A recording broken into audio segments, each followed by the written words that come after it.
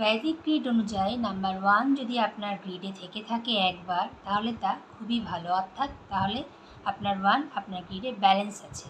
কিন্তু অনেকের গ্রিডেই আপনারা দেখবেন নাম্বার 1 দুবার আছে, অর্থাৎ ডেট অফ বার্থের মধ্যে ধরুন কারোর ডেট 1, মান্থ 1 বা সালের মধ্যেও আপনারা 1 দেখে থাকবেন, তাহলে গ্রিডে আপনার 1 একের থেকে বেশি হয়ে গেল।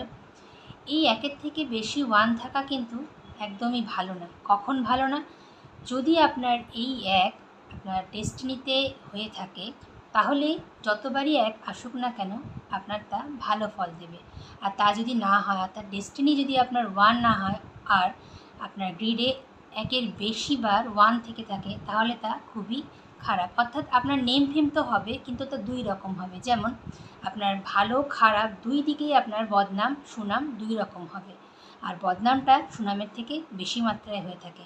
তাই ডেস্টিনিতে 1 না হলে গ্রিডে একের বেশি 1 থাকা কিন্তু খুবই বাজে হিসাবে বিবেচিত হয়ে থাকে।